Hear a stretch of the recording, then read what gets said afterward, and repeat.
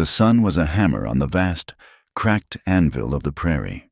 It bleached the sky to a pale, hazy blue and beat down upon the parched grass until it surrendered its last hint of green, leaving behind a sea of brittle, rustling gold. Elias rode slow, his gaze sweeping the horizon, a methodical scan born of years spent in this unforgiving emptiness. His horse, a sturdy buckskin named Balthazar, plodded onward, head low, as accustomed to the silence and the heat as the man on his back. For 3 days, Elias had been tracking the 2 stray yearlings. It was a fool's errand. Likely a cougar, or perhaps just the sheer, deadly expanse of the plains, had probably claimed them by now. But it was a task, a purpose, and purpose was a rare commodity in the life he had carved for himself. It kept his hands busy and his mind from wandering down trails he'd long since tried to block off. High above, 3 buzzards circled in lazy, patient ellipses. They were the prairie's undertakers, and their presence always meant something was ending, or had already ended. Elias shifted in his worn leather saddle, his eyes narrowing to follow their descent. They weren't circling over a fallen cow. Their focus was tighter, lower, near the thin ribbon of green that marked Cottonwood Creek. A flicker of professional curiosity. And something deeper, a disquiet that came with any deviation from the prairie's monotonous rhythm, urged him to turn Balthazar toward the creek. The land dipped. The air grew thick with the smell of damp earth and decaying leaves. The buzzards scattered as he approached, their ugly, featherless heads swiveling to glare at him before they flapped reluctantly into the higher branches of a gnarled cottonwood. There, at the water's edge, half hidden by reeds, was a splash of color that had no business being there. It wasn't the russet brown of a dead animal, but the deep, cornflower blue of a woman's dress. Elias dismounted, his rifle held loosely in one hand, his movements quiet and deliberate. He'd been a cavalryman long enough to know that the unexpected was rarely a gift in these parts. The woman was lying face down, one arm flung into the shallow, murmuring water. Her dress, made of a fine calico he hadn't seen in years, was torn at the shoulder and stained dark with mud and something else. Her left leg was bent at an unnatural angle, the ankles swollen to twice its normal size around a crude, makeshift splint of sticks and torn fabric.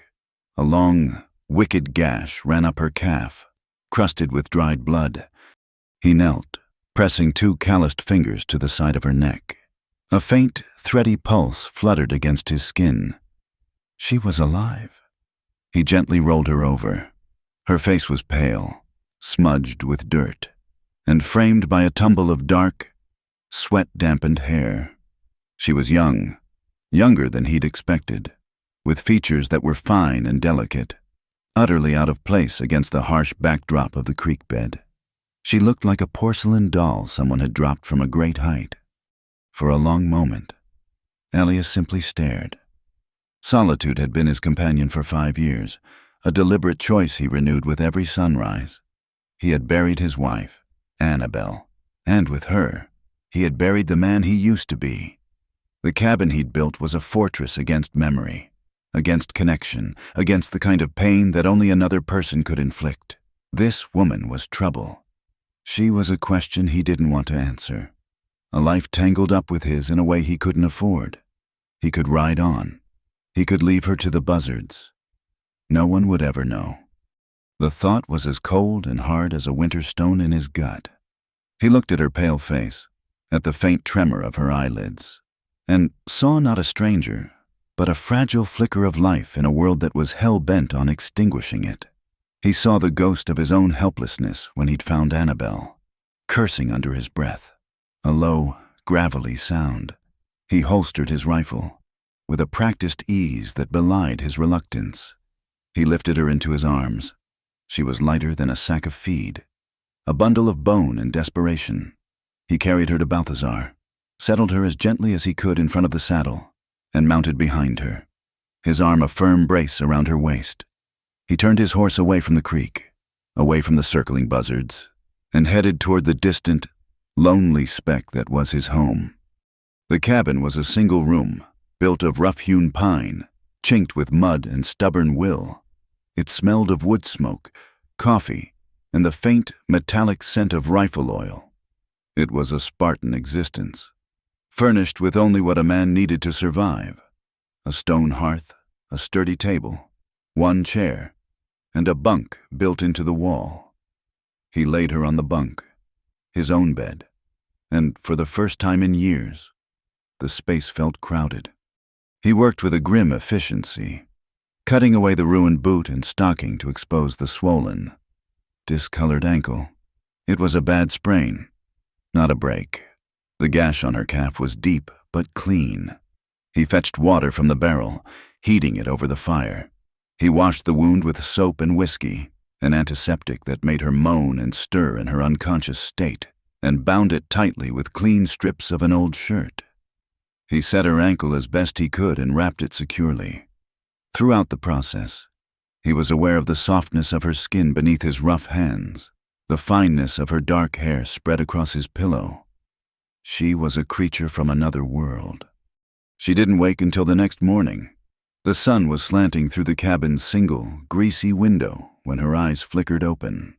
They were a startling shade of green, clouded with confusion, then sharp with a sudden, animal-like fear. She tried to sit up, a choked gasp escaping her lips as pain shot through her leg. "Easy now," Elias said, his voice rusty from disuse. He was sitting in the lone chair by the hearth, a tin cup of coffee in his hands. Her eyes darted around the small, dim cabin, taking in the rough walls, the rifles on their pegs, the imposing, bearded stranger watching her. She visibly shrank back against the wall. "Where am I?" Her voice was a raw whisper, laced with an accent that was soft and rounded, holding none of the West's clipped cadence. "My cabin.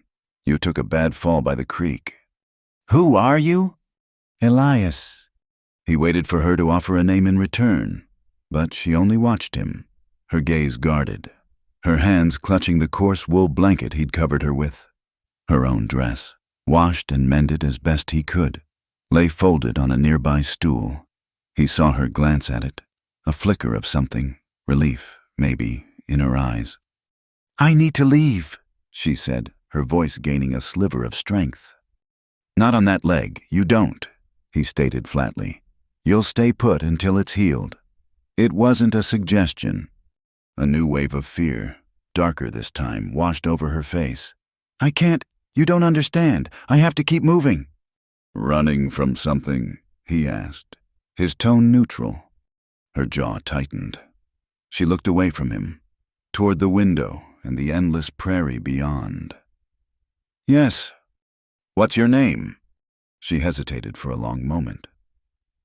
"Jessie," she finally said, though the name sounded foreign on her tongue, as if she'd just chosen it. The days that followed were filled with a heavy, watchful silence. Jessie, as he now called her, was a reluctant guest. She barely spoke, answering his questions with single words or a slight shake of her head.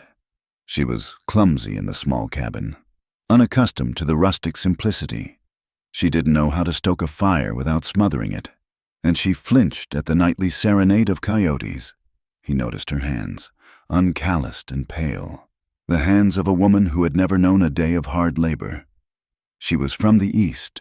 Everything about her screamed it, from the careful precision of her speech to the way she held her fork as she pushed the jerked venison and beans around her plate. Elias did not press her. He had his own ghosts. He could recognize the haunted look in another's eyes. He would catch her staring out the window, her expression a mixture of terror and fierce resolve. At night, he took a bedroll on the hard-packed earth floor, leaving her the bunk. More than once, he was awakened by her muffled cries. He would lie still in the darkness, listening to her choked sobs and whispered pleas, words he couldn't make out but whose meaning was clear enough. She was trapped in a nightmare she couldn't escape even in sleep. He never went to her, never offered comfort. He simply listened until the silence returned, thicker and more profound than before. Their interactions were brief and functional. He would change the dressing on her leg, his touch impersonal but gentle. He would place a plate of food before her without a word. She would thank him in a near whisper. A strange, unspoken curiosity grew between them in that vast silence. He found himself wondering what could drive a woman like her, so clearly bred for a life of comfort and society, into the heart of this desolate wilderness. And she, in turn, would watch him as he cleaned his rifle or mended a piece of tack, her green eyes filled with a cautious, calculating curiosity, as if trying to decide if the man who had saved her was a guardian or just another cage. The air between them was charged with unspoken questions and the palpable weight of two pasts they refused to share. The prairie had a way of marking time not by a clock, but by the slow, inexorable shift of its own harsh temperament. The oppressive heat of summer bled into the sharp, dry winds of autumn. The ankle healed. Jesse's limp faded, first to a favor, then to a memory. The cabin, once a cage of recovery, became a shared space of survival. The silence between them changed. Too, it was no longer the heavy, awkward silence of strangers, but a comfortable, functional quiet, the kind shared by people who have learned to read each other's movements and intentions without the need for words. Elias began to teach her. He was not a gentle instructor. He was methodical, patient in a gruff, demanding way. He started with fire. He showed her how to find the driest tinder, how to strike a spark from flint and steel until her knuckles were raw, how to coax the fragile ember into a flame that could fight back the coming cold. She was clumsy at first, her soft hands struggling with the rough materials, but she did not complain. She learned. Next came the gun. He brought out his old Colt Peacemaker, its metal worn smooth with use. He laid it in her palm, and she flinched at its cold, brutal weight. "A gun ain't a toy," he said, his voice a low rumble. "It's a tool. Out here, it's the only thing that speaks a language everything understands." He taught her how to load it, how to cock the hammer, how to aim down the long barrel. Her first shot went wide, the recoil slamming the butt of the pistol into her palm and jarring her shoulder. A frightened gasp escaped her, but she set her jaw. Her green eyes narrowed in concentration. She fired again and again. She learned to control her breathing, to squeeze the trigger instead of yanking it. By the end of the week, she could consistently hit the tin can he'd set on a fence post 50 feet away. A new kind of confidence began to settle in her, a hard-won strength that straightened her spine and took the perpetual fear from the edge of her eyes. They moved together through the landscape, a silent, two-person caravan against the vast emptiness. They checked the trap lines he'd set in the wooded gullies, her initial revulsion at the snared rabbits giving way to a practical understanding of what it meant to have fresh meat. He taught her how to track, pointing out the subtle signs, a broken twig, a scuff in the dirt, that told the story of a deer's passing. One crisp afternoon, they tracked a young buck for miles. Elias brought it down with a single, clean shot from his rifle. He showed her how to field dress the animal, his movements economical and precise. She did not look away. She held the legs as he worked, her hands stained, learning the grim calculus of life and death on the prairie. As the first snowflakes began to drift down from a bruised gray sky, their bond, forged in silence and shared labor, deepened. One evening, huddled by the hearth as a bitter wind howled outside, she finally began to speak. Her story came out in fragments, hesitant and broken, as if the words themselves were sharp and painful to release. "The man I was supposed to marry," she began, her gaze fixed on the dancing flames. "His name was Judge Alistair Blackwood. He was old, powerful. My father had debts." She fell silent, and Elias simply waited, nursing his coffee, his face an unreadable mask in the firelight. "He had a son," she continued, her voice barely a whisper. "He was a politician in Boston, a man who got what he wanted. My family saw it as a great opportunity." She traced a pattern on the rough wooden table with her finger. "They saw him as a savior, I saw him as a spider.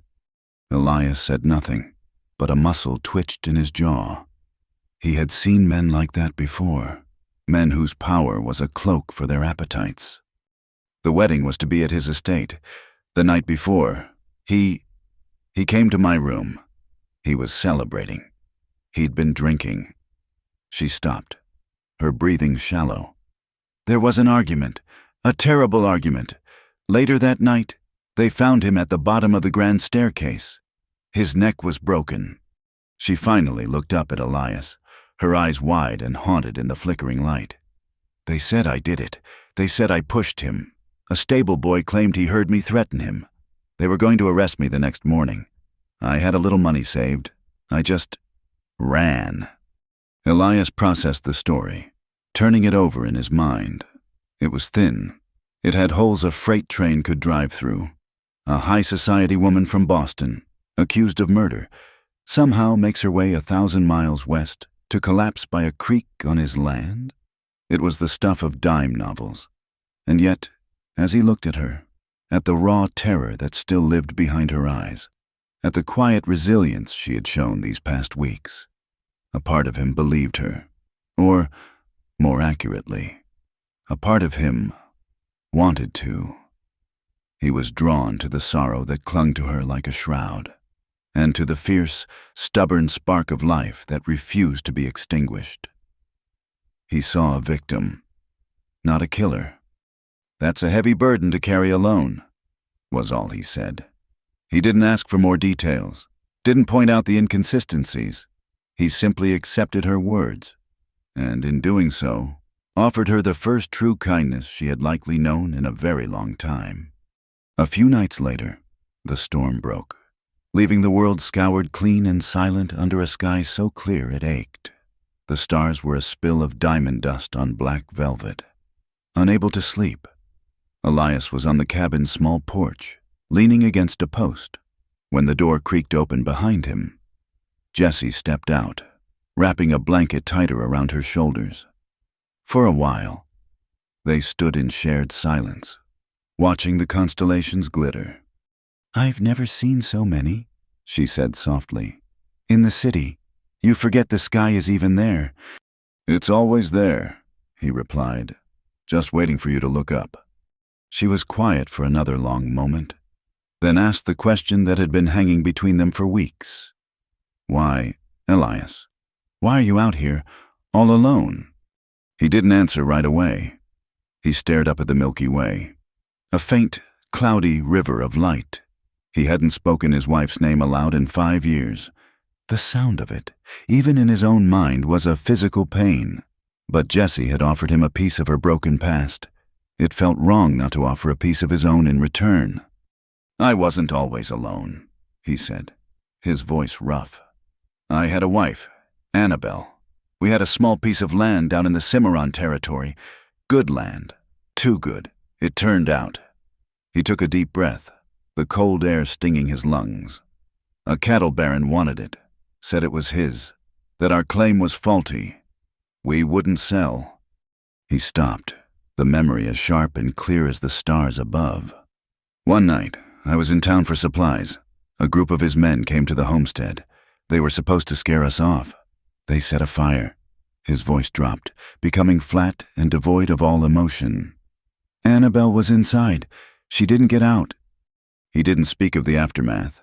He didn't speak of hunting down the 3 men responsible, of the cold, methodical vengeance he had exacted before disappearing into the northern plains. He didn't need to.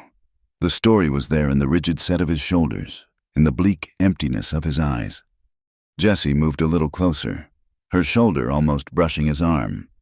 "I'm so sorry," she whispered. He just nodded, unable to speak. They stood there for another hour, 2 solitary figures under the vast, indifferent sky, bound by the ghosts of the lives they had lost. The next day, the tentative thread of intimacy that had been woven between them grew stronger.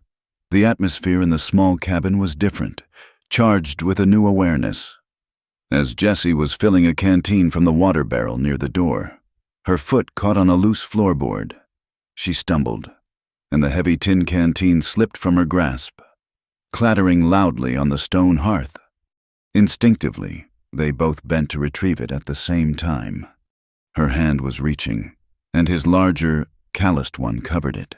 His fingers brushed against the back of her hand.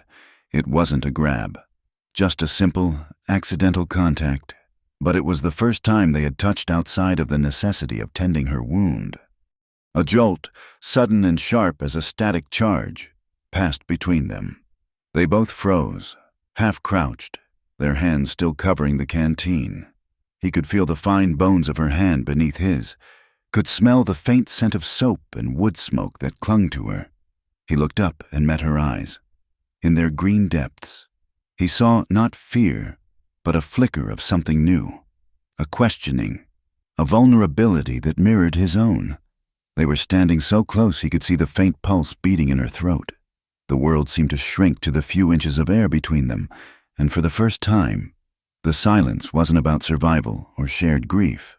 It was about something else entirely, something fragile and dangerous and utterly undeniable. The wind changed. It was no longer the dry, sighing breath of autumn, but a raw, biting force that came screaming down from the north, carrying the scent of iron and distant snow. The Chinook season was over. Winter was coming not as a guest, but as an invader. The sky turned a permanent, bruised shade of pewter, and the prairie grasses, once golden, were now a pale, skeletal white. The world shrank, its boundaries defined by the howl of the wind and the oppressive gray sky. The wildlife, driven by hunger and the encroaching cold, grew bolder, a pack of wolves, their ghostly forms visible against the snow-dusted horizon, began to haunt the edges of the small valley where the cabins sat. Their nightly calls were a mournful, hungry chorus that seeped through the chinking in the walls. At night, the peaceful quiet they had come to share was replaced by a taut, listening tension. Every snap of a frozen twig, every skittering sound on the roof, was a potential threat. The danger outside seemed to seep into Jesse's dreams. One night, a scream tore through the cabin's fragile peace. It was not a cry of fear, but a raw, ragged sound of pure terror. Elias was on his feet before he was fully awake, the Colt in his hand, his heart pounding a frantic rhythm against his ribs. He burst through the deerskin curtain he'd hung for her privacy. Jessie was thrashing on the bunk, tangled in her blankets, her eyes wide open but seeing nothing in the room. She was fighting an invisible demon, her hands held up as if to ward off a blow. "No, please don't," she sobbed, her voice a choked, desperate plea. Elias set the pistol on the table and was at her side in 2 strides. He gripped her shoulders, his voice firm but low. Jessie, wake up. You're safe." Her eyes, wild with sleep terror, finally focused on him. Recognition dawned, and the fight went out of her, replaced by a wave of shuddering sobs that shook her entire frame.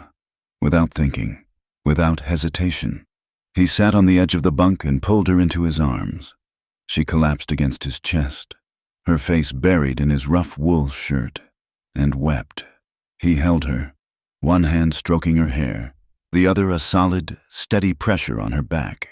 He didn't speak, just offered his silent, unmovable presence as a shield against the horrors in her mind. After a long time, the sobs subsided into quiet, hitched breaths. She didn't pull away. In the dim, cold room, pressed against the solid warmth of his chest, she whispered the words she'd been holding back for months. "I did it, Elias," she breathed, her voice muffled against his shirt. "I pushed him, but I had to. He wouldn't stop." A profound stillness came over Elias. This was it, the confession. He could feel the final, trembling barrier between them about to break. He thought of the man she described, the powerful judge from Boston. He thought of her terror, her flight, her resilience, and he made a choice. He gently put a finger to her lips. "Shh," he murmured, his voice rough with an emotion he couldn't name. "You don't have to say a thing. I believe you." He felt her tense in his arms, then go completely still. "Whatever happened," he said, looking down at the top of her head. "I believe you." It was an absolution she hadn't known she was seeking. She looked up at him, her tear-streaked face illuminated by a sliver of moonlight from the window. In his eyes, she saw no judgment, no suspicion, only a deep, unwavering certainty. It was a gift more precious than safety, more comforting than warmth. It was the gift of faith. That night broke the last of the ice between them. The careful, guarded dance they had performed for weeks was over. They began to let themselves live. A few days later, while trying to flip a flapjack in the skillet as he'd shown her, she sent it flying into the ash of the hearth. For a moment, she looked horrified. Then a small, choked sound escaped her. It was a giggle. It grew into a full, clear laugh. A sound so unexpected and lovely in the grim cabin that Elias stopped what he was doing and just stared. It was like seeing the sun for the first time after a long winter. He found himself smiling, a real smile that reached his eyes, and the unfamiliar stretching of the muscles felt both strange and wonderful. He started talking more, telling her stories of his time in the cavalry, of the strange landscapes he'd seen. He spoke of Annabelle, not with the flat, dead tone of before, but with a quiet, sad fondness, remembering her love for wildflowers and the way she'd hum while she baked. In turn, Jessie spoke of Boston, not of the fear, but of the things she missed: the scent of the ocean, the bustle of the markets, the feel of a real book in her hands. They were no longer just two survivors sharing a shelter. They were a man and a woman, sharing a life. One evening, after a long day of hauling and chopping firewood, the air was unusually still. The setting sun broke through the clouds, bathing the snow-covered prairie in a soft, rose-gold light. "I feel like I haven't been properly clean in months," Jessie said, looking down at her grimy, calloused hands. "Creek's not frozen over by the South Bend." Elias said, "Spring-fed. It'll be cold, but it's clean." They went together as the last of the light faded. The place was sheltered, a small pool where the water ran slow and deep, steam rising in faint wisps into the frigid air. Elias built a small fire on the bank for warmth and light, its flames casting dancing shadows on the snow. He gave her a piece of soap and a towel, then turned to give her privacy. He heard the splash of water, a soft gasp at the cold. After a few minutes, she called his name, her voice quiet. He turned. She was standing in the waist-deep water, her back to him, washing her long, dark hair. The firelight played across her skin, and in that flickering, forgiving light, he saw them, faint, silvery scars, and the ghostly yellow-purple of old bruises marred the pale skin of her back and shoulders. They were scattered like a constellation of old pains, marks of a cruelty that made his blood run cold. It wasn't the story of a single fall down a flight of stairs. It was the story of a long, sustained torment. A cold, hard rage settled in his gut, a rage on her behalf that was as fierce and protective as anything he had ever felt. Now he understood. He understood the nightmares, the terror in her eyes, the desperate flight. He understood everything. She must have felt his gaze, because she turned slowly to face him. Her eyes were wide, her expression vulnerable, exposed. She didn't try to hide. He stepped to the water's edge, his expression grim. He didn't ask. He didn't need to. He simply reached out and gently traced the line of a particularly long scar on her shoulder. The unspoken question, "He did this to you?" hung in the cold air between them. Her slight, almost imperceptible nod was all the answer he needed. She finished bathing and wrapped herself in a blanket by the fire. He took his turn in the bracingly cold water. When he came out, she was still there, her eyes watching him, full of a new, profound understanding. The last of her secrets was out, and he hadn't flinched. They sat by the small fire, the vast, silent prairie surrounding them. The air crackled with an unspoken energy. He saw her shiver, not from cold, but from something else. He put his arm around her, and she leaned into him, her head resting on his shoulder. Then she turned her face up to his. Her eyes, luminous in the firelight, searched his, and then, with a quiet determination that took his breath away, she leaned in and pressed her lips to his. The kiss was soft at first, hesitant, a question. He answered by deepening it, his hand moving from her shoulder to cup the back of her head. It was a kiss that tasted of wood smoke and winter and all the lonely months that had come before. It was a kiss that sealed the bond their shared survival had forged. He lifted her into his arms and carried her back to the cabin. Inside, by the warm glow of the hearth, they came together. It was not a frantic, hurried act, but a slow, deliberate rediscovery of a language they had both forgotten. It was gentle and fierce, a silent conversation of comfort for past pains and a desperate claim on a future that had seemed impossible. In his arms, she was not a fugitive or a victim. She was just Jessie, and for him, holding her, he was not a widower hiding from his ghosts. He was just Elias. But as their breathing quieted and the fire burned down to embers, a single, wrenching sob broke from her, then another. She began to cry, not with the terror of her nightmares, but with a quiet, heartbreaking sorrow. Elias held her tighter, pulling the blankets around them. He didn't ask why she was crying. He knew.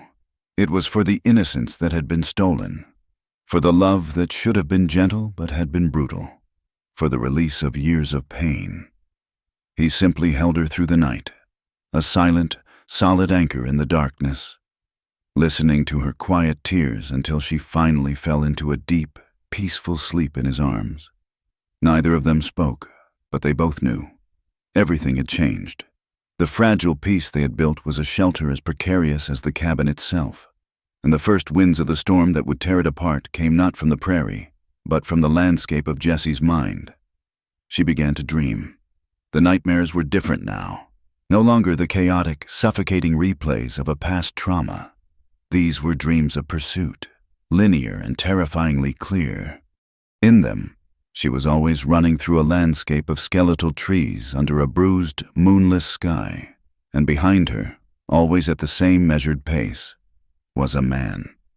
She never saw his face, only a silhouette, tall and thin, clad in a long black duster, his features lost in the shadow of a wide-brimmed hat.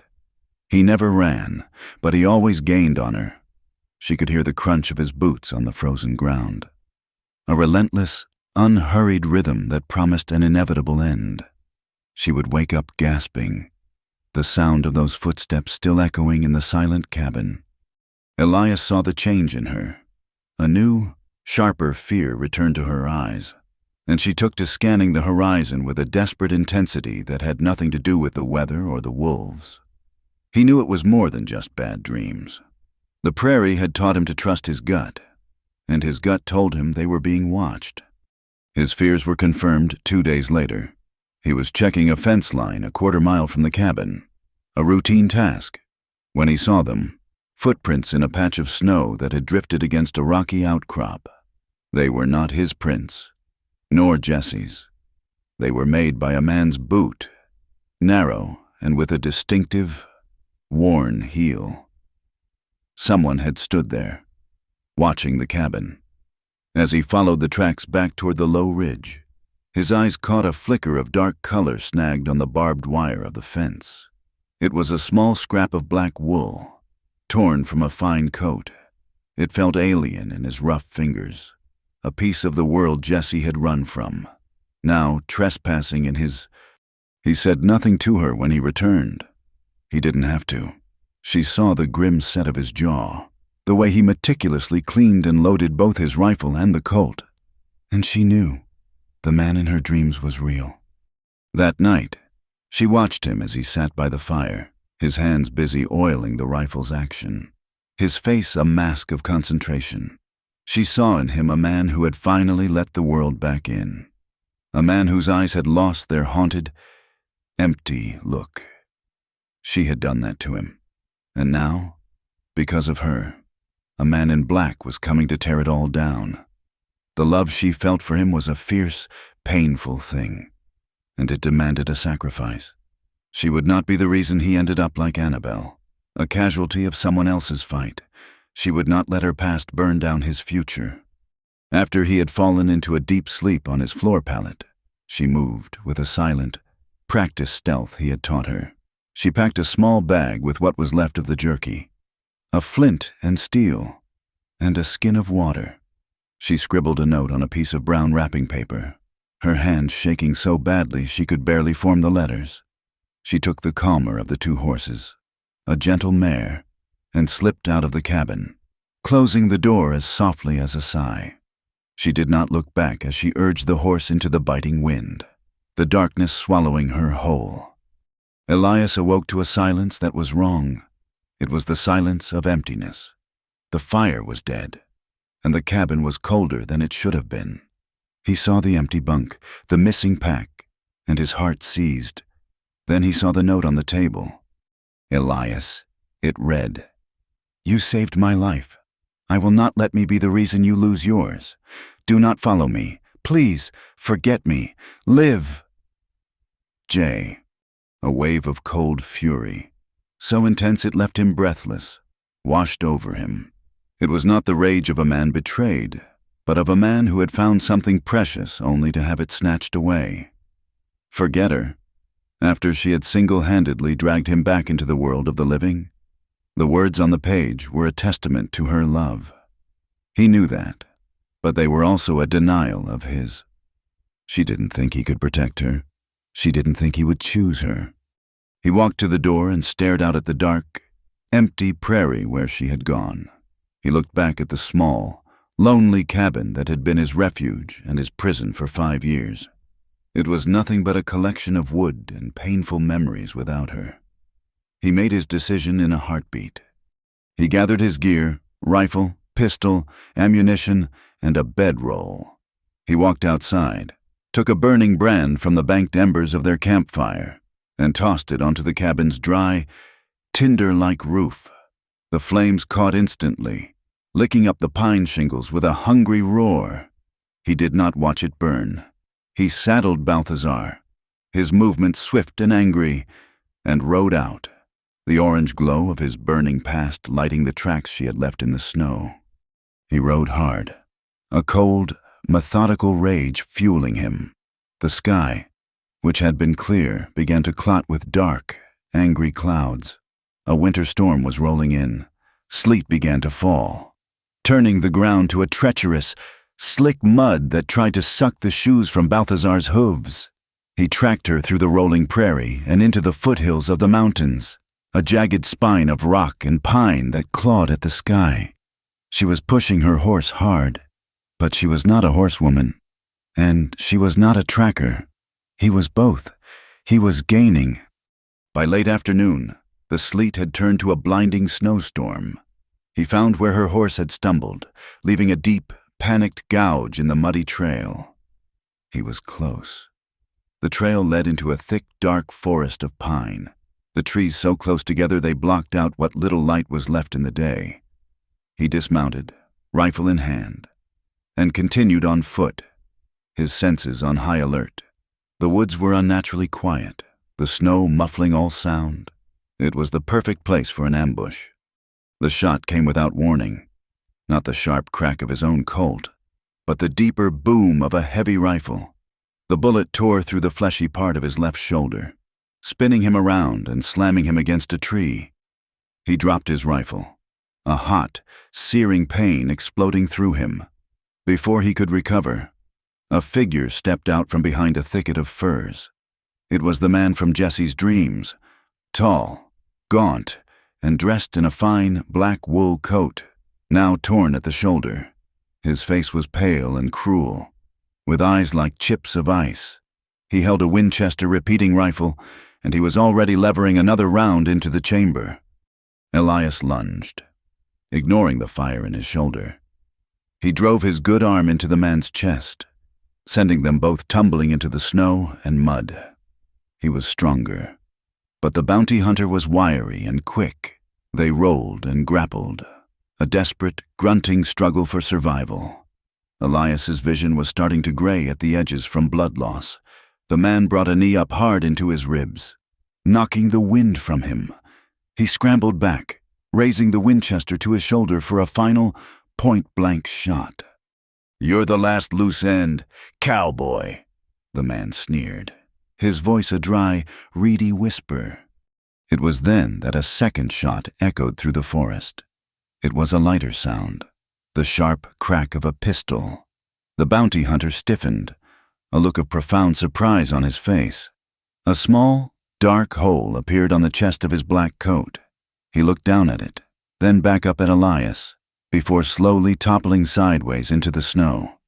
Elias pushed himself up, his head swimming.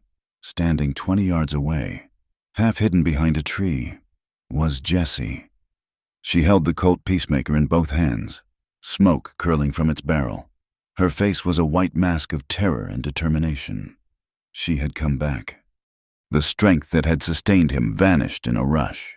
The world tilted and spun, the dark trees blurring into a vortex. "Jessie," he managed to whisper, before his legs gave out and he collapsed, unconscious, into the cold, white silence. When he drifted back to awareness, it was in flashes of pain and confusion. He was moving, being dragged. He could feel Jessie's smaller frame straining to support his weight, could hear her voice, a desperate, tearful stream of encouragement. "Stay with me. Elias, please, just stay with me. It's not far." The world was a maelstrom of wind and snow. He was soaked and freezing, the pain in his shoulder a constant, throbbing agony. He had a vague impression of being pulled into a space that was dark and blessedly out of the wind. A cave. He could feel the rough, cold stone at his back. He could hear Jessie struggling to build a fire, her frantic movements, her choked sobs. He tried to speak, to tell her he was all right, but the darkness claimed him again, pulling him down into its deep, silent well. Jessie was alone, trapped in a snow-caved mountain pass with a dying man and the body of her pursuer lying out in the storm. The hunter had become the hunted, and the rescued had become the rescuer. The first thing to return was pain. It was not the sharp, clean fire of the bullet's entry, but a deep, grinding ache that seemed to have settled into his very bones. The second thing was the cold, a damp chill that had nothing to do with the storm. The third was the sound, the furious howl of the wind outside, and a much smaller, closer sound, the crackle and spit of a fire. Elias's eyelids were heavy as stones. He forced them open. The world was a blurry dance of orange and black. He blinked, and the shapes resolved. He was in a small cave, the flickering firelight casting huge, monstrous shadows on the rough stone walls. He was lying on his bedroll, and a figure was kneeling beside him. "Jessie," he rasped, his throat raw. Her head snapped up. Her face was pale and smudged with soot, her eyes wide and dark in the firelight, rimmed with a redness that spoke of shed tears and exhaustion.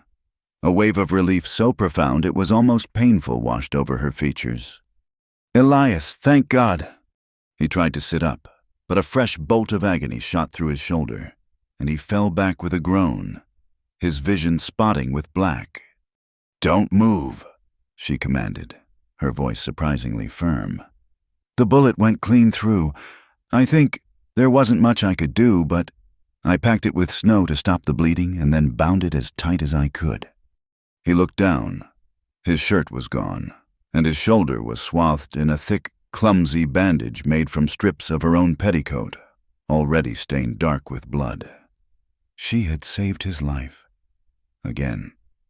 He looked past her, toward the mouth of the cave, where the snow was a swirling white curtain.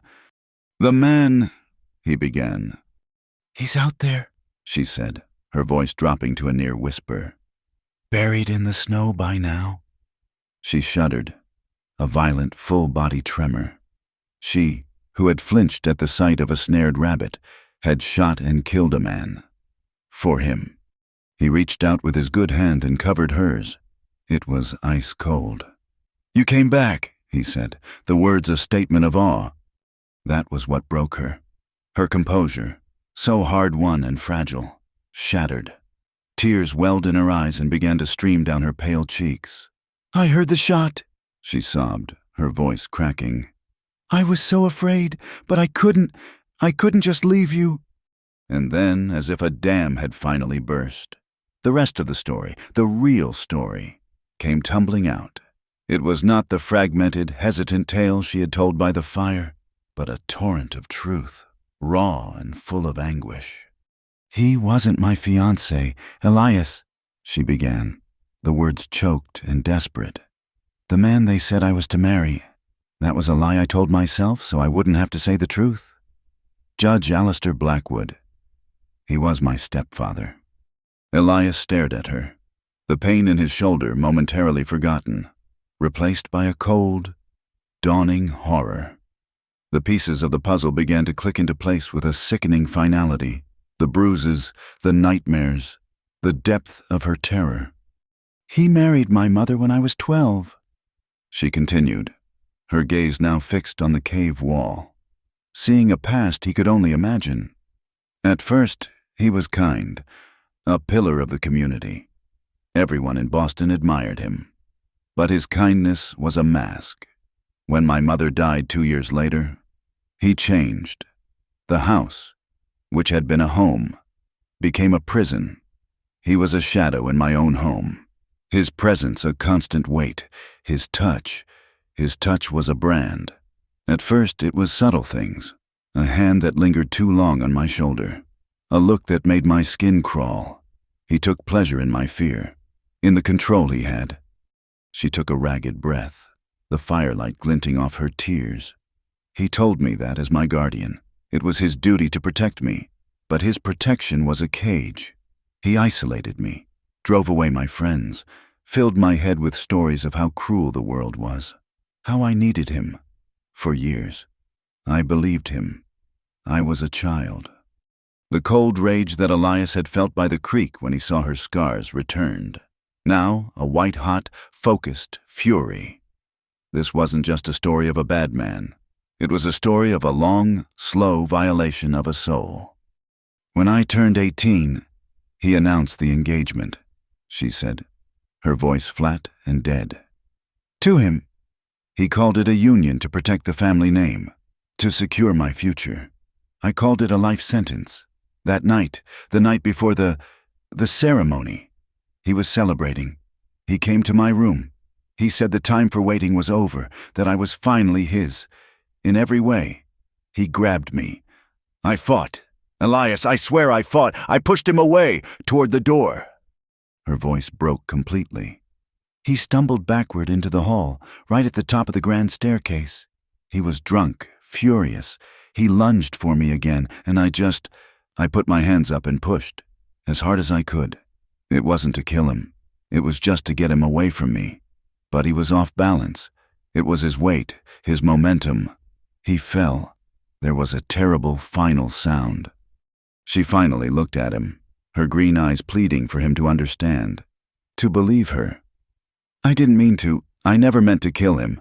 I just wanted him to stop." Elias said nothing, his mind reeling. The whole ugly, sordid picture was now complete. "The man in the black coat," she whispered, as if afraid to say his name aloud. "The man I shot. That was his brother, Harrison Blackwood. He's a lawyer, just as powerful and just as cruel. He found out I had fled. For him, it was never about justice. It was about the family name. The scandal of the judge's true nature getting out would have destroyed them. So he hired men, bounty hunters, and put out the word that I was a cold-blooded murderess who had killed her benefactor. He wanted me dead or in jail, silenced forever. He was willing to spend his fortune to bury the truth with me." A profound silence descended upon the small cave, broken only by the fire and the wind. Elias looked at this woman, this girl who had endured a private hell he could barely comprehend, who had fled 1,000 miles, who had learned to shoot a gun, and who had come back to save him. The love he felt for her, which had been a fragile, tentative thing, a hope for a new beginning. suddenly solidified. It became something as hard and as unbreakable as the mountain around them. It was no longer just attraction or affection. It was a fierce, absolute certainty. He reached out his good hand and gently wiped a tear from her cheek with his thumb. His voice, when he finally spoke, was thick with an emotion that was equal parts fury and profound tenderness. "I am so sorry, Jesse," he said. "Sorry for what he did to you. Sorry you had to carry that alone." He pulled her closer, wincing as the movement jarred his shoulder, but the need to hold her was greater than the pain. "You have nothing to be sorry for. You survived." She leaned into him, her head finding the hollow of his good shoulder, and for a long time, they just held each other. The storm raged outside, a reflection of the turmoil they had both endured. In the flickering firelight, surrounded by the ancient, unyielding stone of the mountain, they were the only two people in the world. The cold began to seep back in, and a shudder ran through Jesse. He pulled the blankets from his bedroll, draping them over both of their shoulders. The shared warmth was a comfort, a small act of defiance against the killing cold. The proximity, the raw honesty that now lay bare between them, the shared brush with death. It created an intimacy that was overwhelming. He tilted her chin up, and his gaze met hers. What happened next was not a conscious decision. It was an instinct. It was the primal, desperate need of two people who had been pushed to the absolute brink and had survived. It was the need to affirm life in the very face of death. His lips met hers, and the kiss was nothing like their first. It was not gentle or questioning. It was messy and desperate and raw with confusion and grief and a profound, undeniable connection. It was the taste of survival. They clung to each other, a tangle of limbs and blankets and shared desperation. It was a clumsy, fumbling act born not of passion, but of a deeper, more fundamental need to feel alive, to ground themselves in the warmth of another human being when the world had turned cold and deadly.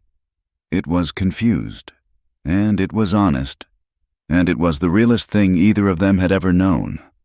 Afterward, they lay in the circle of firelight, their breathing slowly returning to normal. The storm still howled, but inside the cave, a decision had been made in the silence.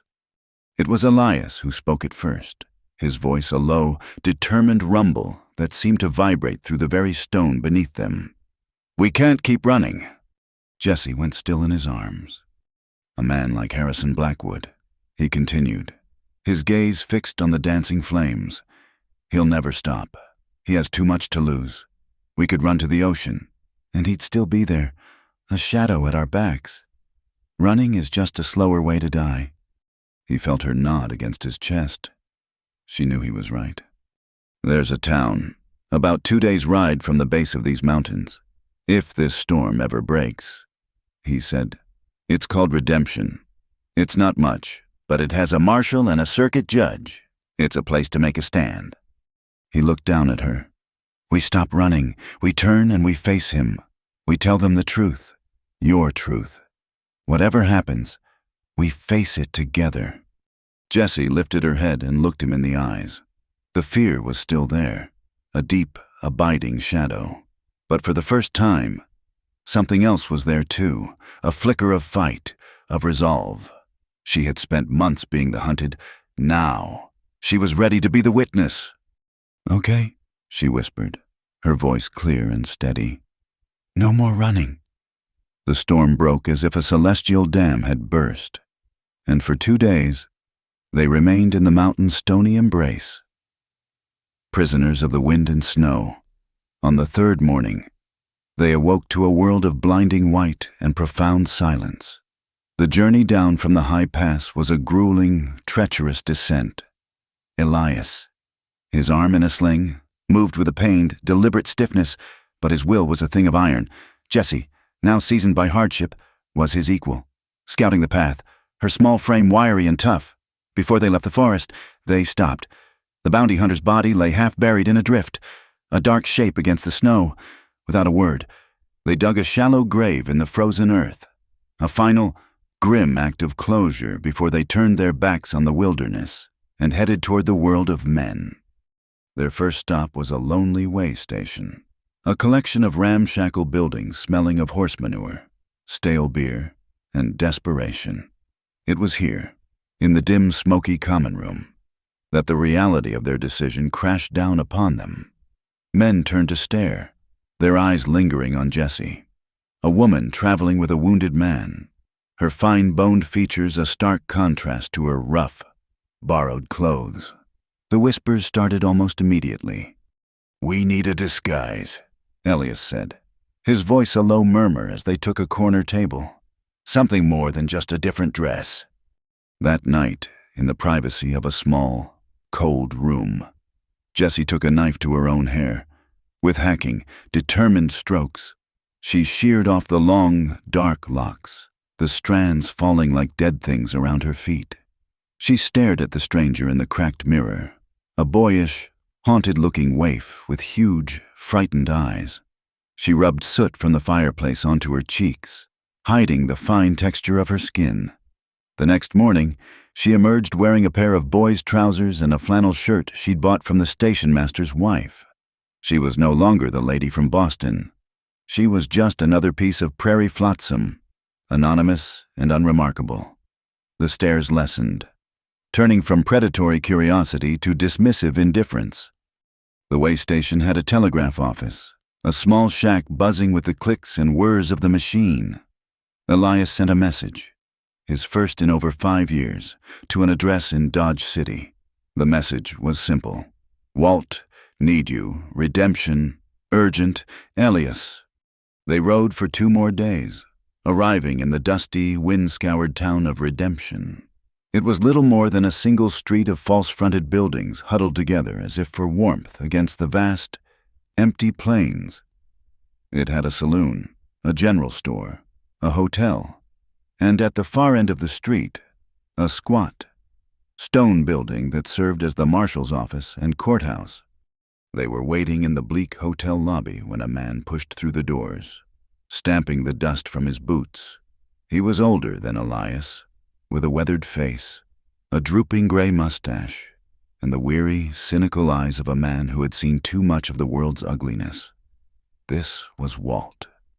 "Elias," he said, his voice a gravelly rumble. He clasped Elias's good hand, his eyes immediately going to the sling. "Heard you hold up in the mountains. Never thought I'd see you in a town again. What in God's name happened to your shoulder?" His gaze shifted to Jessie, who stood slightly behind Elias, and his expression hardened with suspicion. "And who's the boy?" "Walt, this is Jessie," Elias said simply. "We need your help." In the privacy of their hotel room, the story was told again. Elias spoke first, laying out the bare facts of the pursuit, the bounty hunter, the fight in the woods. Then, it was Jessie's turn. She looked Walt directly in the eye, and with a voice that was low but steady, she recounted everything. She left nothing out, the years of torment, the final, desperate act on the staircase, the flight, the relentless pursuit by Harrison Blackwood. She spoke with a raw honesty that was more compelling than any lawyer's argument. Walt listened without interruption, his face unreadable. When she finished, a heavy silence filled the room. He took a long, slow breath and looked at Elias. "It's a hell of a story, Elias," he said, his voice flat. "A woman wanted for murdering a federal judge, his powerful brother hunting her with paid guns, and you, a man who hasn't spoken to the law in 5 years unless it was at the end of a rifle, suddenly decide to be her champion. Forgive me if I find it hard to swallow." "It's the truth," Elias said, his voice dangerously quiet. "Every word."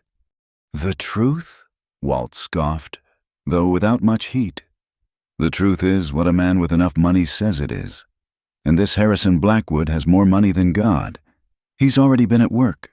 The wire to the marshal's office has been buzzing for 2 days. According to him, a devious young woman charmed her way into his brother's home, poisoned him for his fortune, and fled west. There's a warrant out for her arrest, and a $5,000 reward for her capture. Jessie flinched as if struck. $5,000. A fortune that could turn any man into a hunter. Walt looked from Elias's stony, determined face to Jessie's pale, frightened one. He saw the truth there, not in the details of her story, but in the way she stood her ground, in the quiet dignity that had survived unspeakable things. He saw the way Elias stood beside her, not just a protector, but a partner. Walt had been a lawman for 20 years, and he had learned to trust his gut over any piece of paper. His gut told him the girl was telling the truth. He sighed, a long, weary sound of resignation. "All right," he said, rubbing his tired eyes. "I'll help you. God help us all. We'll send a wire to Blackwood. Tell him the girl's been caught, and the bounty's being held for him in redemption. That'll bring him. He'll want to be here to see the noose tightened himself. That gives us time. Not much, but some, to find something, anything, that can back up your story." The plan was set, but the battle had already begun. The news of the Boston murderess hiding in their midst spread through Redemption like a prairie fire.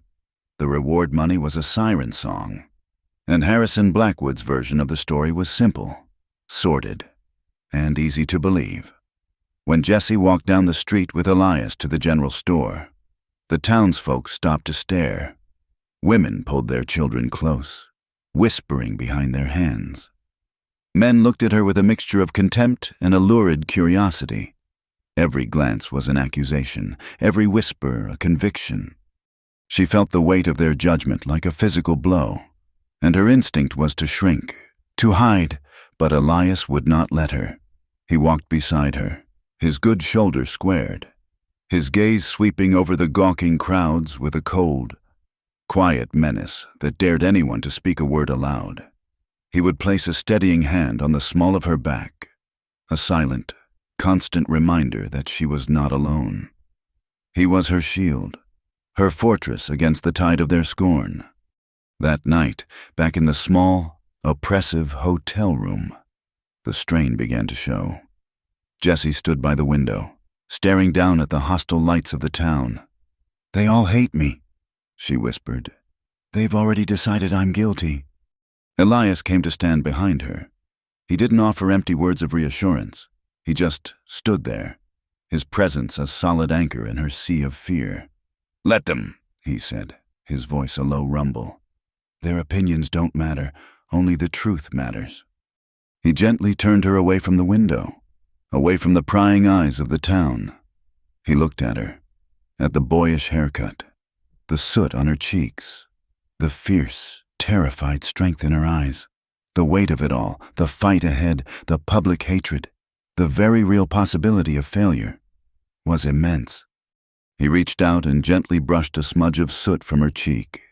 His touch was tender, a stark contrast to the harshness of their world. She leaned into his hand, her eyes closing for a moment. In this small, ugly room, they were an army of two against the world. There was a shared, unspoken need for a moment of peace, a moment where they were not a fugitive and a gunslinger, but just a man and a woman. The third time they came together was different from the others. It was not the tender, hesitant discovery of their first kiss, nor the desperate, primal affirmation of life they had shared in the cave.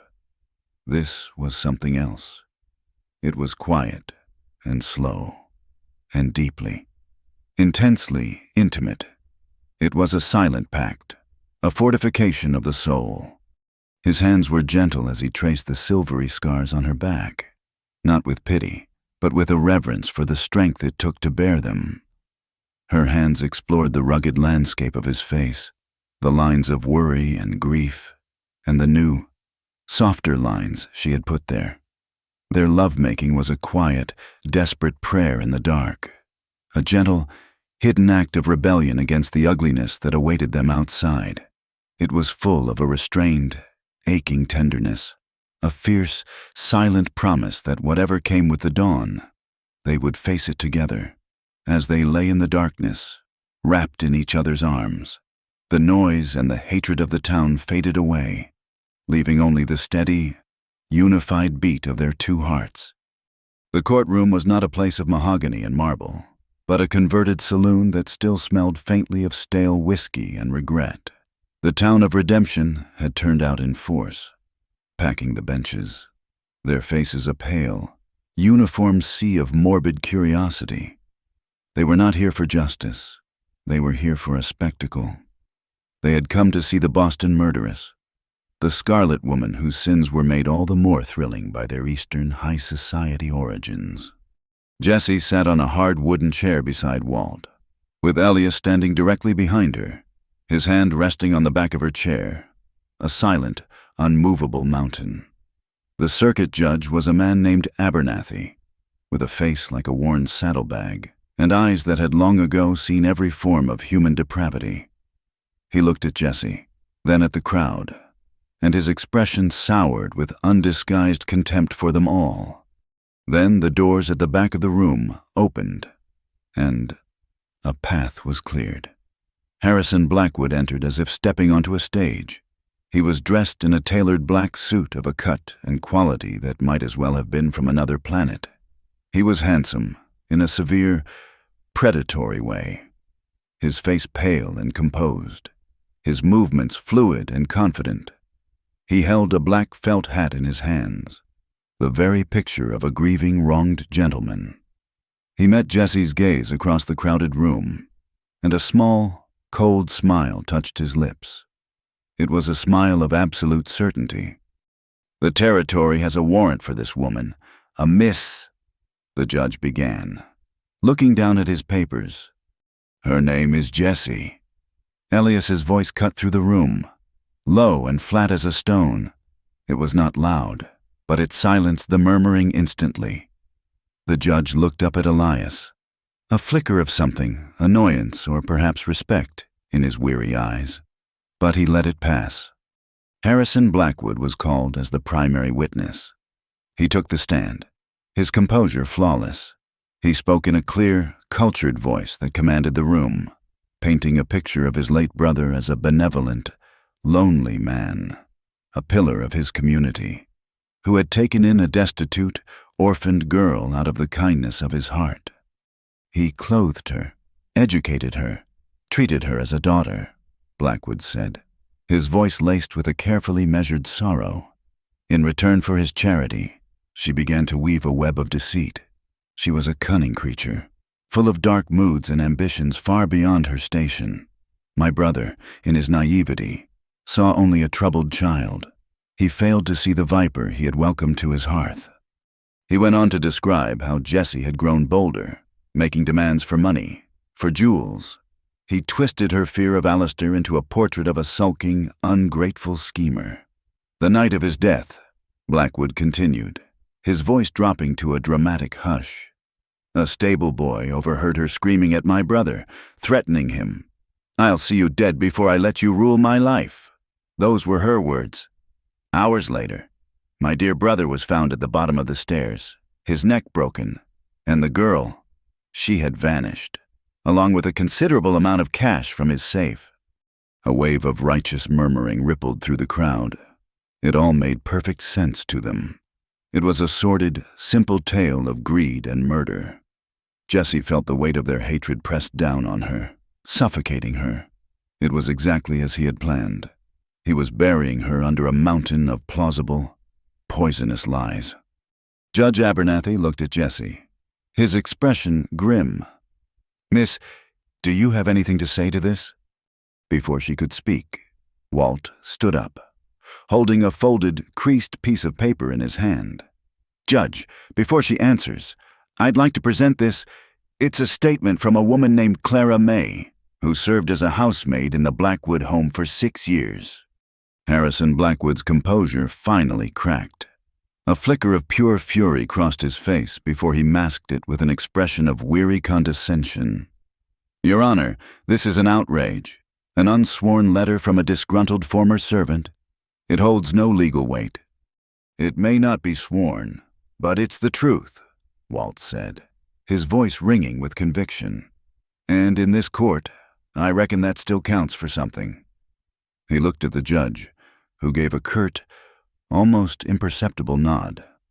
"Let the man speak." Walt unfolded the letter. The room fell silent again, straining to hear. "It begins," Walt said, his voice clear and steady. "To whom it may concern, I am writing this because I cannot keep silent any longer. I worked for Judge Blackwood. I saw what he did to that poor child. Jesse, he was not a kind man. He was a monster who wore a gentleman's suit." Walt's voice filled the room as he read Clara May's simple, damning words. He read of doors that were always locked from the outside, of Jesse's accidents, times she would fall and appear the next day with bruises on her arms and a haunted look in her eyes, of the judge's drinking and the change that came over him when he did, his voice growing loud and cruel behind closed doors. He read of how Jesse grew from a happy child into a silent, terrified wraith, a prisoner in her own home. He told everyone he was protecting her. Walt read, his voice heavy with the letter's sorrow. But he was caging her. The week before he died, he dismissed me without cause. I believe it was because I saw him strike her across the face. He told me if I ever spoke of what I saw in his house, he would see me ruined. But my conscience will not let me rest. That girl did not have a killer's heart. She had the heart of a cornered animal, and God forgive me, I did nothing to help her.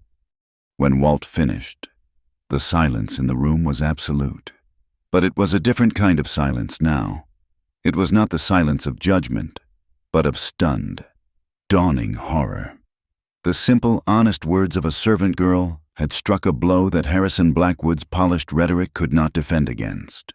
He sat rigidly in his chair, his face a mask of white-hot rage. "And now, Judge," Walt said, folding the letter. "I believe Jesse has something to say." All eyes turned to her. She rose to her feet, her hands trembling, but her back straight. She did not look at Harrison, or the judge, or the hostile crowd. She looked at Elias. He met her gaze and gave a single, solid nod. "I am here. Tell them." She took a deep breath and began to speak, her voice low and clear, carrying to every corner of the silent room. "My name is Jesse," she said, "and what that letter says is true. But it is not the whole truth." She told them everything. She did not cry. She did not plead. She spoke with a stark, brutal honesty that was more powerful than any tears. She spoke of the years of isolation, of the creeping dread, of the constant, insidious touches that were not fatherly, of the looks that made her feel unclean. She spoke of his control, of his rages, of the slow, methodical way he had tried to erase her, to make her nothing more than an extension of his will. "He told me I was his," she said, her voice trembling with the memory of it. "He said that the world was a dangerous place, but that he would keep me safe. His safety was a cage. His love was a chain." She told them about the final night, about the wedding dress she was supposed to wear, about the whiskey on his breath and the terrifying, triumphant look in his eyes. "He came to my room. He said the time for waiting was over. He grabbed me. He tore my dress." Her voice cracked, but she did not stop. "I fought him. I pushed him. He fell. I did not push him with the intent to kill. I pushed him to save myself. I pushed him so that he could not do to me what he had been promising and threatening to do for years. If that is a crime," she said, her voice finally rising, her gaze sweeping over the stunned faces of the townspeople, "then I am guilty, but I am not a murderer. I am a survivor." When she finished, there was not a sound. The story, in its raw, unvarnished horror, had silenced every whisper, every judgment. The townspeople were no longer looking at a monster. They were looking at a victim who had refused to be a victim any longer. Into that profound, ringing silence, Elias stood up, his chair scraped against the floor, the sound unnaturally loud. He did not look at the judge. He looked directly at Jesse, and he spoke in a voice that was clear, steady, and full of an unwavering conviction that seemed to shake the very foundations of the room. "It doesn't matter what you decide," he said to the judge. though his eyes never left Jesse's. "I know who this woman is. I know her strength, and I know her heart. And no matter what happens in this room today, I am going to marry her." A collective gasp went through the crowd. It was more than a declaration of love. It was the ultimate testament. In a world where a man's word and honor were his only true currency, Elias had just laid all he had at her feet. Judge Abernathy stared at Elias for a long moment. He looked at the furious, impotent rage on Harrison Blackwood's face. He looked at Jessie, who was staring at Elias with tears of disbelief and gratitude streaming down her face. He was a man of the law, but he was also a man of the frontier, and he knew that justice wasn't always found in a book. Sometimes it was found in the character of a person. He banged his gavel on the desk, the sharp crack making everyone jump. "The warrant from the Eastern Territories calls for the arrest of a murderer," he declared, his voice a stern bark. "I've heard a lot of things in this room today, but I haven't heard a single piece of credible evidence to suggest a murder took place.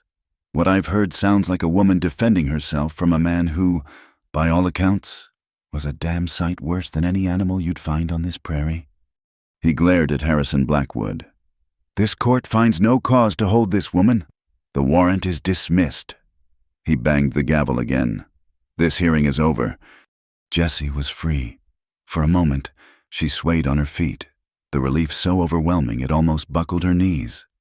Elias was there, his good arm coming around her, holding her steady. She was vindicated. She was safe. But as they turned to leave, she saw that the judgment in the eyes of the townspeople had not vanished. It had merely changed. The open hostility was gone, replaced by something almost worse, a prurient, pitying curiosity. They stared at her scars, which were now visible to all. She was no longer a sinner, but she was tainted, damaged goods.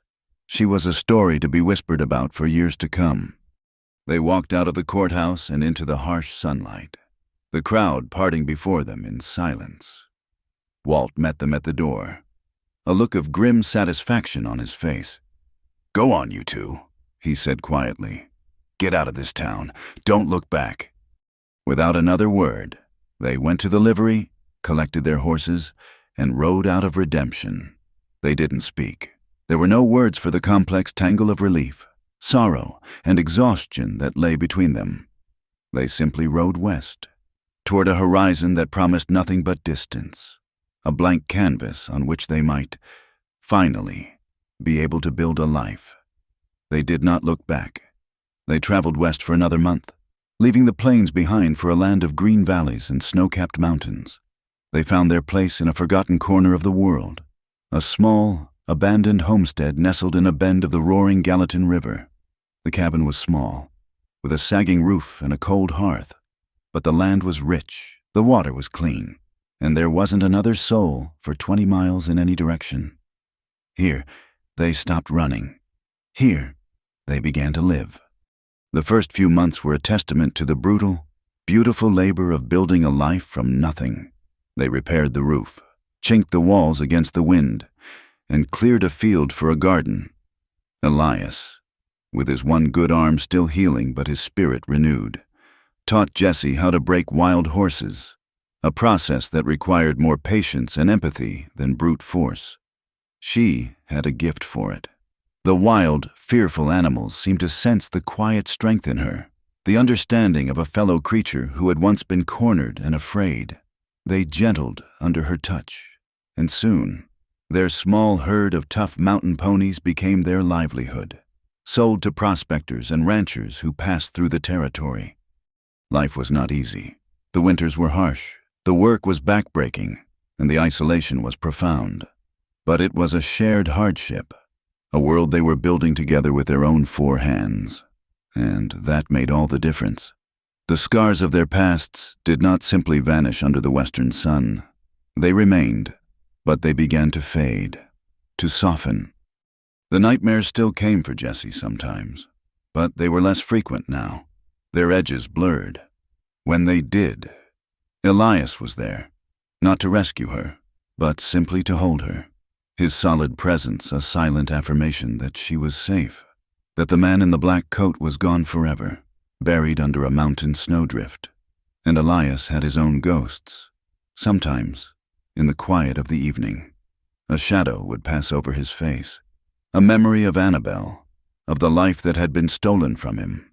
In those moments, Jessie would come and sit beside him, taking his large, calloused hand in her own, her touch a gentle anchor to the present, a reminder of the new life that had grown from the ashes of the old.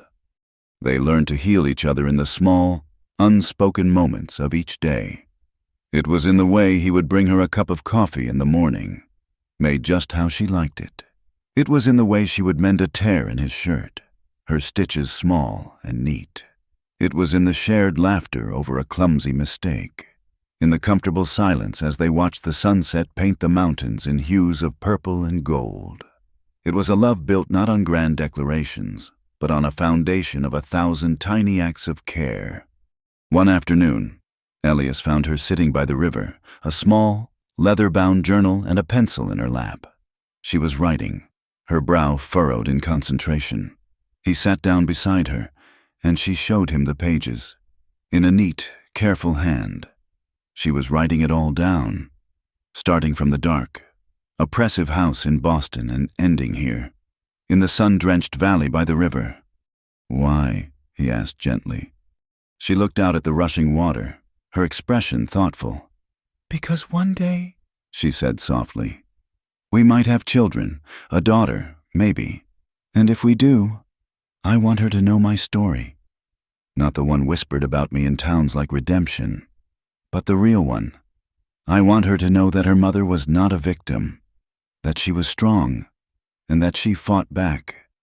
I'm not writing it down to remember the pain. I'm writing it down to remember that I survived it." Elias felt a surge of love and admiration so powerful it almost took his breath away. He saw the woman she had become, no longer the terrified fugitive he had found by the creek, but a person of immense strength and grace, a woman who was reclaiming her own history, defining herself on her own terms. As the first snows of the following winter began to dust the high peaks, Elias took his axe and rode up into the hills behind their cabin. He found a spot, a small, sheltered meadow that overlooked their valley. It was not the exact place, but it had the same feel as the spot by the creek where he had found her, and later, where they had first kissed by the fire.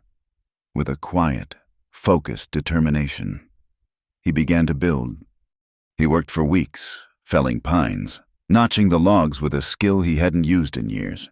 He built a small, one-room shelter, not a cabin to live in, but something more like a chapel. It was simple, solid, and beautiful. He built a stone hearth, a sturdy bunk, and a small porch with a view that stretched all the way to the horizon. It was a monument, not to the past, but to their beginning.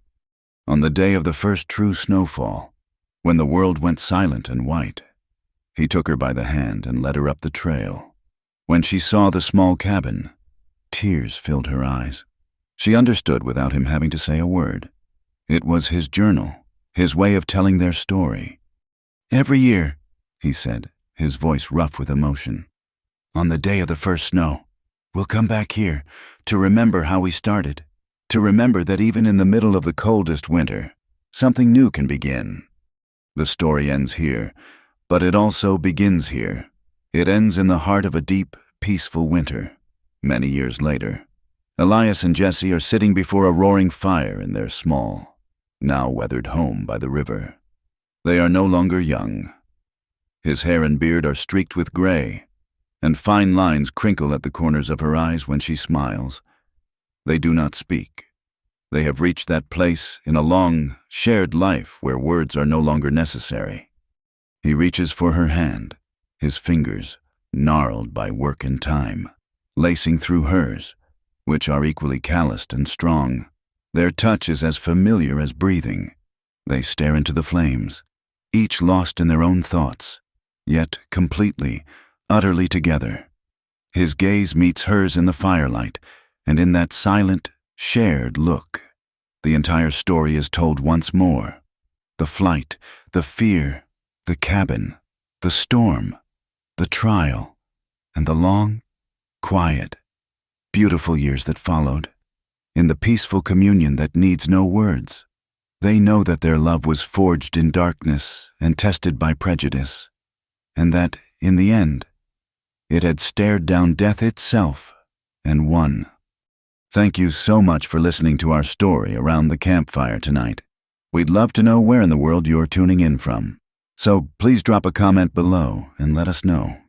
If you enjoyed our tale, we'd be honored if you'd subscribe to the Wild West Campfire channel and share your thoughts.